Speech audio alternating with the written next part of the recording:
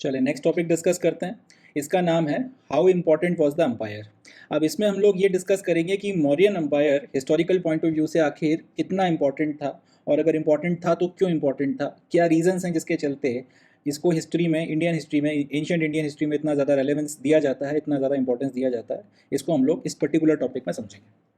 When historians began reconstructing early Indian history in the 19th century, the emergence of the Mauryan Empire was regarded as a major landmark. India was then under colonial rule and was part of British Empire. 19th and early 20th century Indian historians found the possibility that there was an empire in early India both challenging and exciting. तो कहानी क्या है, historians ने जब आपके ancient India की history को reconstruct करना शुरू किया, प्राचीन भारत में इतिहास कैसा था उसको समझना और उसको लिखना शुरू किया, तब मौर्यन एम्पायर के बारे में इन लोगों को पता चला। हमने देखा है पास्ट लेक्चर में प्रिंसेप एंड पियादस्सी का जो टॉपिक है उसमें हमने पढ़ा था कि किस तरह से एक बार जब ब्राह्मी और खारोष्टी लिपि को डिसाइफर कर लिया गया तो उसके बाद में किस तरह से हिस्टोरियंस को फिर शिलालेख पढ़ने में कामयाबी मिली, और उनको पढ़ के फिर उनको पता चला कि एक राजा हुआ करते थे जिनका नाम था सम्राट अशोक। सम्राट अशोक के बारे में पढ़ा गया तो फिर और पता चला कि कितना बड़ा उनका अंपायर हुआ करता था। अब इसी राजा का जो है जिक्र आपको बौद्धों के और जैन्स के टेक्स्ट में भी देखने को मिलता है, तो फिर उसको जो है कोलैबोरेट किया गया और फर्दर स्टडी की गई, तो वहां से पता चला कि एक अंपायर हुआ करता था एंशिएंट इंडिया में जिसका नाम था मौर्यन अंपायर।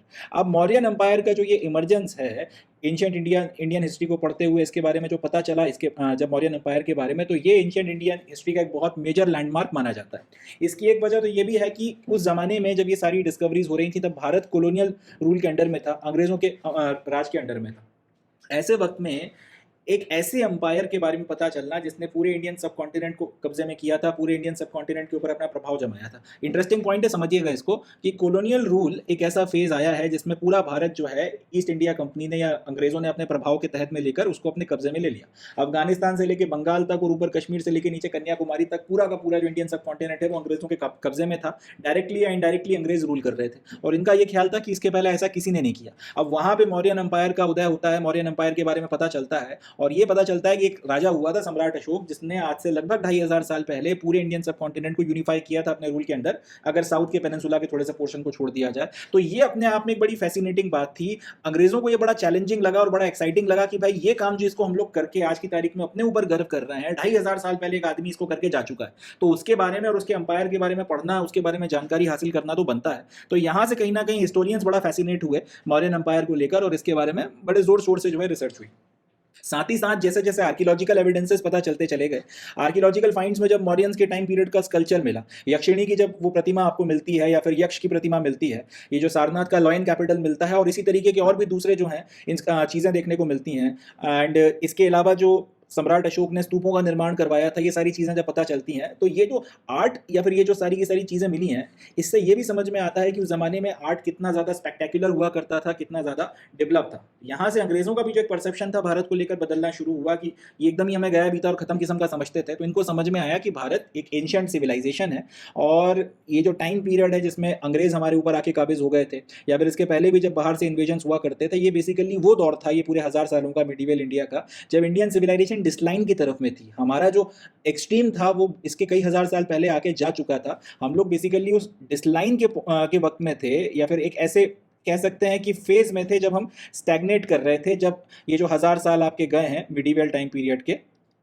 इस वक्त में जब इन्वेजन्स वगैरह होते रहे, है ना। तो इससे ये समझ लेना कि हम लोगों ने कभी कुछ किया ही नहीं, हमारा मतलब कोई एक इतिहास ही नहीं है, हमारा कोई पास्ट नहीं है, गलत है। हमारा जो ग्लोरियस पास्ट है उसको जानकर इनकी आंखें फटी की फटी रह गई, और कहीं ना कहीं इन्होंने भी जो एक एडमाइरेशन जो है इंडियन हिस्ट्री के लिए डेवलप किया है कि इंडिया इस तरीके के आर्ट्स और इस तरीके की चीज़ें जो मिल रही हैं। जैसे मैंने आपको फोटोग्राफ दिखाया था कि 2500 साल पहले कोई ये सोच सकता था कि यक्षिणी की इतनी शानदार प्रतिमा जो है पत्थर पे तराश के बिना किसी आपके मशीन की मदद से बनाई जा सकती है, मगर लोगों ने किया है वो काम, और आज भी वो जो वहाँ पे प्रतिमाएं हैं वो बता रही हैं कि कितना फाइन किस्म का काम जो है उन लोगों ने किया था। लॉयन कैपिटल को आप देख लो तो समझ में आता है कि कितना बढ़िया किस्म के कलाकार रहे होंगे, और कितनी एडवांस और कितनी डेवलप्ड उनकी कला थी, किस तरीके का मतलब उनका कौशल था कि इतने सिंपल टूल्स की मदद से ऐसे स्पेक्टेकुलर किस्म के उन्होंने डिजाइन वगैरह बनाए थे। इन सारी चीज़ों ने ये भी बताया कि हम ये जो अंपायर था ये आर्ट वगैरह को भी पैट्रोनेज दिया करता था, और एक बड़ा प्रोग्रेसिव किस्म का जो है उस वक्त में समाज हुआ करता था। यक्षिणी के कपड़ों से समझ में आ रहा है कि महिलाएं जो हैं वो आपका एकदम, उनको पर्दा प्रथा नहीं थी या फिर उनको बंद करके कमरों में नहीं रखा जाता था। तो ये भी सारे इंडिकेशन थे कि समाज जो था उस वक्त में प्रोग्रेसिव हुआ करता था। और इंडिया का जो ये समाज अंग्रेज़ों के सामने देखने को मिला है इनको, कि जिसमें महिलाओं की स्थिति अच्छी नहीं थी, बहुत गरीबी थी, ये सारी चीज़ें थी, वैसा कुछ उस ज़माने में नहीं था, प्रॉस्पेरिटी हुआ करती थी। लोग बाग जो थे कंपैरेटिवली अच्छा वेल टू डू स्थिति में थे और अच्छी ज़िंदगी जो है चल रही थी, ये बात भी अपने को पता चलती है।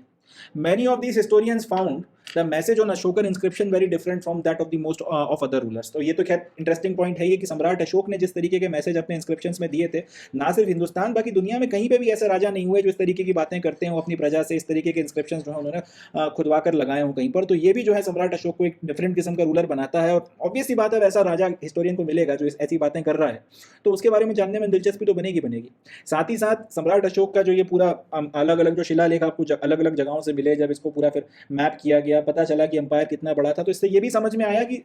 ऐसा नहीं था कि वो शांति की बातें इसलिए कर रहे थे क्योंकि वो कमज़ोर थे, बहुत पावरफुल किस्म के रूलर थे, उसके बाद में भी शांति की बातें कर रहे थे, उसके बाद में भी पैसिफिस्ट एटीट्यूड अपनाने की बातें कर रहे थे, और साथ ही साथ बहुत इंडस्ट्रियस थे। अपनी ज़िंदगी में जिस तरीके के युद्ध लड़े और जिस तरीके से उन्होंने अपना जो एक संघर्ष भी किया, अपने वो कहानी भी आपको पता होगी कि कई सारे भाइयों को जो है उनको जो है उनसे संघर्ष करना पड़ा था। उनके जो पिता हुआ करते थे बिंदुसार, वो उनकी पहली पसंद नहीं थे राजा बनाने के लिए, मगर सबसे खिलाफ जाकर सामने वाले का कन्विक्शन था कि वो ना सिर्फ सम्राट बना मगर प्राचीन भारत का सबसे बड़ा और सबसे ताकतवर सम्राट बना। तो ये जो पावरफुल और इंडस्ट्रियस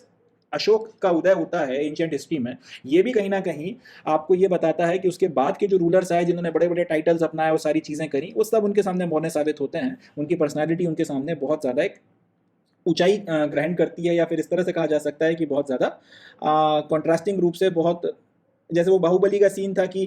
भल्लाल देव ने अपनी मूर्ति लगवा के खड़ी की थी, मगर उसके बाद में भी लोगों ने बाहुबली के नारे लगाए थे, और फिर वो एक सिंबॉलिक सीन बताया था कि भल्लाल देव से ज़्यादा बड़ी मूर्ति जो है वो बाहुबली की वहाँ पे खड़ी हो गई थी। लगभग लगभग उसी तरीके का एक कॉन्ट्रास्ट सम्राट अशोक के पहले और उनके बाद में आए हुए रूलर्स का सम्राट अशोक के कंपैरिजन में निकल कर आता है कि उनकी मूर्ति उनसे हमेशा बड़ी दिखती है आपको, अगर हिस्टोरिकल पॉइंट ऑफ व्यू से बात की जाए तो। Therefore, it is not surprising that nationalist leaders in 20th century regarded him as an inspiring figure. Obvious सी बात है, इन सारी चीज़ों का फायदा हिंदुस्तानियों को भी मिला, जो हमारी सेल्फ रिस्पेक्ट कहीं ना कहीं खत्म हो गई थी, कहीं ना कहीं हम लोग गुलाम मानसिकता के शिकार हो गए थे, उससे निकालने में जो हमारे नेशनलिस्ट लीडर हैं उन्होंने भी सम्राट अशोक को एक इंस्पायरिंग फिगर के तौर पर लिया, उनसे खुद भी प्रेरणा ली और लोगों में भी जोश भरा कि हिंदुस्तान में भी एक ऐसा आदमी हुआ है जिसने कई हज़ार साल पहले हिंदुस्तान में ऐसे ऐसे काम किए हैं। तो इस वक्त अगर हमारी अभी स्थिति ठीक नहीं चल रही है तो इसका ये मतलब नहीं कि आप अपने ऊपर से विश्वास उठा लेंगे। लड़िए, आप अपने समस्याओं से, अपनी जो भी प्रॉब्लम्स उनसे जूझिए, और हमारा अगर अच्छा वक्त स्वर्णिम काल का भी था तो फिर आ सकता है, ये कोई बहुत बड़ी बात नहीं है। इस तरीके से मास मोटिवेशन के तौर पर भी, मास मोटिवेशन के लिए सम्राट अशोक का एग्जाम्पल जो है उसको नेशनलिस्ट लीडर्स ने इस्तेमाल किया है, उसको जो है प्रोमिनेंटली यूज किया गया। Yet how important was the Mauryan empire. फिर भी अगर ये सवाल अगर पूछा जाए कि मौर्यन एम्पायर आखिर कितना इंपॉर्टेंट था और क्यों इंपॉर्टेंट था, तो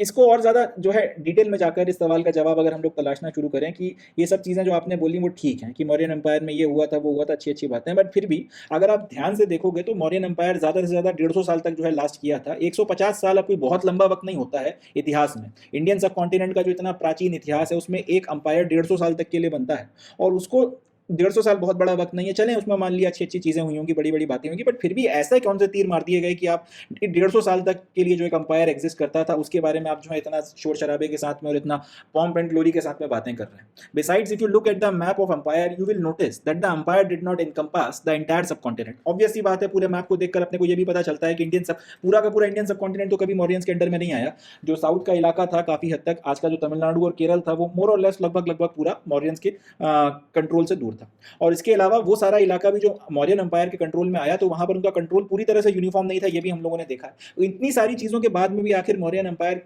कितना इंपॉर्टेंट था, अगर इस सवाल का जवाब तलाशा जाए तो उसका क्या जवाब बनेगा? तो इसका जवाब ये बनता है, मौर्यन एम्पायर का जो इंपॉर्टेंस है वो सिर्फ उसकी जो लेंथ है या कितना ड्यूरेशन तक वो था उससे, उसके पॉइंट ऑफ व्यू से नहीं है। ना वो इस पॉइंट से है कि उन्होंने पूरा इंडियन सब कॉन्टिनेंट नहीं जीता, उसकी एक एक इंच जमीन को जो है वो अपने अंडर में लेकर नहीं आए। ना इस पॉइंट से उसका इंपॉर्टेंस बनता है कि उसमें एडमिनिस्ट्रेटिव कंट्रोल जो है अपने फ्रंटियर्स के अंडर भी यूनिफॉर्म नहीं था। उसका इंपॉर्टेंस इस पॉइंट से बनता है कि ये प्राचीन भारत का पहला अंपायर था।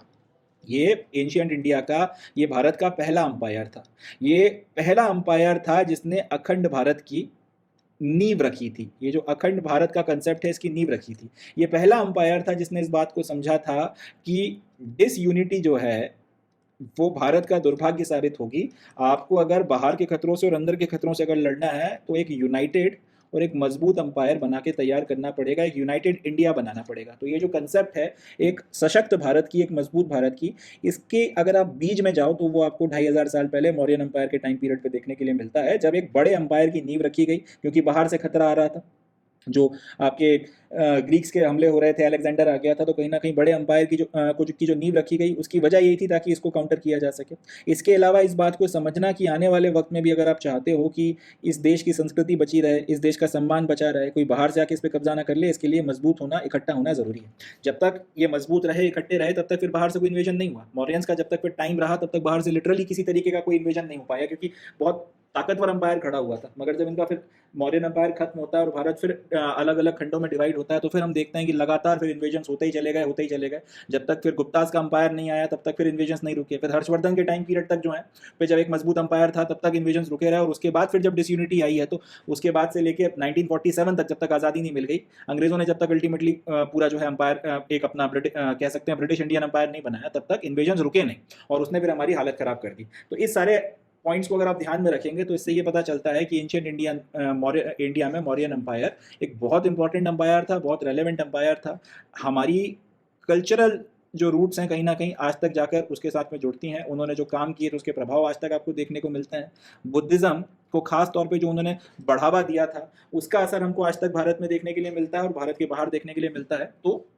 सिर्फ इंडिया की आप कल्चरल इंडिया की जो बाउंड्रीज हैं उसके अंदर ही इसका प्रभाव नहीं है, पूरे दुनिया के अलग अलग प्रोमिनेंट इलाकों में, जापान तक जो आज आपको इंडियन कल्चर का प्रभाव देखने को मिलता है, उसमें मौर्यन एम्पायर का एक बहुत इंपॉर्टेंट रोल है। मौर्यन एम्पायर में भी खासतौर पर सम्राट अशोक ने जो रोल अदा किया है बुद्धिज्म को प्रमोट करने में, जिसमें मौर्यन रिसोर्सेज और सारे एनर्जीज लगाई गई, उसका एक बहुत इंपॉर्टेंट रोल हम मान सकते हैं। और इसी के चलते चाइना में एक जनरल ने कहा था कि भारत ने हमें 1000 साल तक डोमिनेट किया है और उसके लिए उनको एक सोल्जर भी भेजने की ज़रूरत नहीं पड़ी, उन्होंने कल्चरली हमें बहुत ज़्यादा जो डोमिनेट किया है। तो ये जो कल्चरल डोमिनेशन आपको सेंट्रल एशिया से लेकर साउथ ईस्ट एशिया तक किसी ज़माने में देखने को मिलता था, उसके पीछे मौर्यन एम्पायर एक इम्पॉर्टेंट